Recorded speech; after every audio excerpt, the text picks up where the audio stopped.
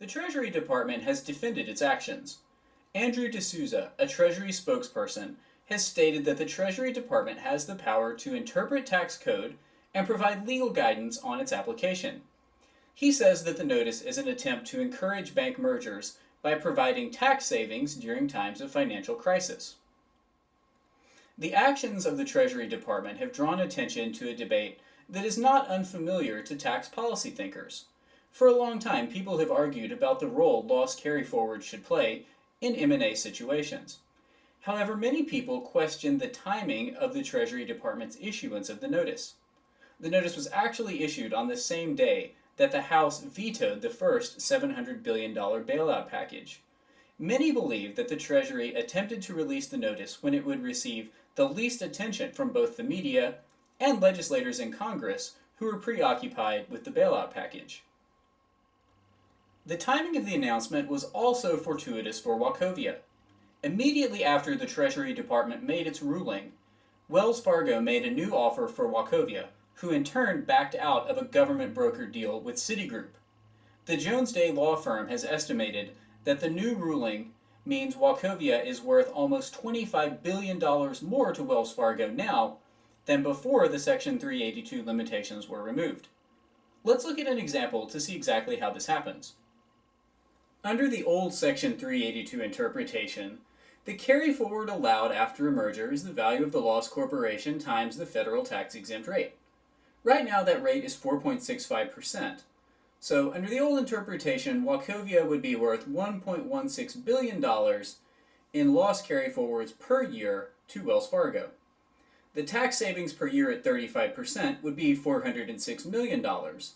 And since this can be carried forward for 20 years, the present value of the total tax savings is $5.31 billion to Wells Fargo.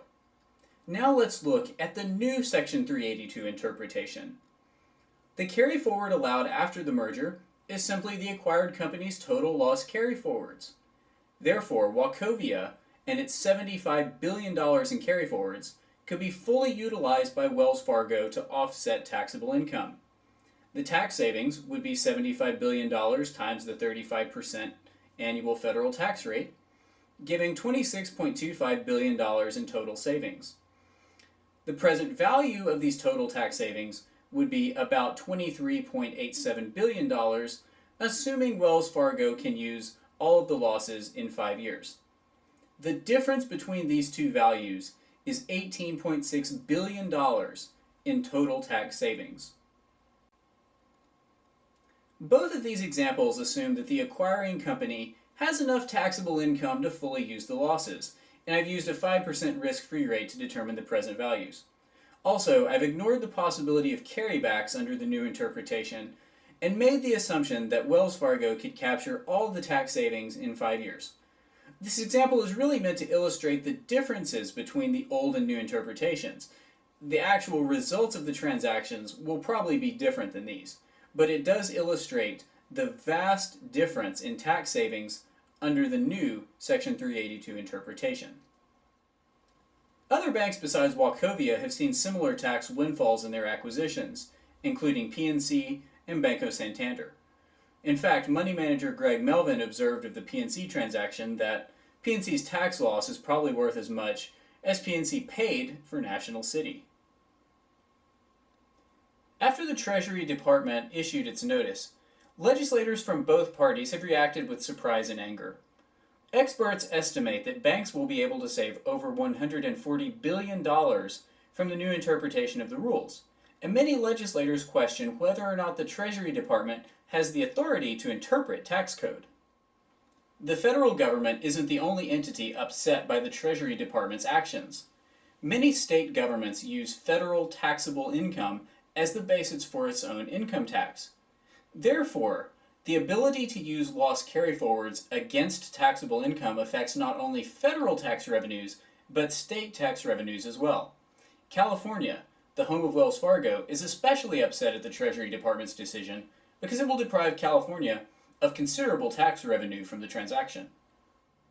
Other observers question the Treasury Department's bank-only approach to its reinterpretation of Section 382.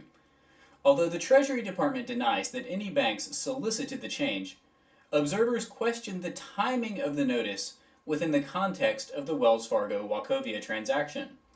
Additionally, other companies with substantial loss carryforwards would like the same tax treatment to make themselves more desirable acquisition targets. Other companies like General Motors are already petitioning the Treasury to receive the same status as banks. The new interpretation of the Section 382 loss carryforwards are also causing trouble for tax professionals. All of the major tax advisory firms are giving their clients different feedback on how to best take advantage of the new rules for their M&A transactions. Ultimately, the actions of the Treasury are emblematic of the growing debate over government intervention in our economy. While some criticize the legality of the Treasury Department's actions, others praise them for acting decisively to forestall further financial collapse. Amidst all of the debate and all of the questions, one thing remains clear. The Treasury Department and the government are both continuing to redefine the role of interventionist policy in the American economy.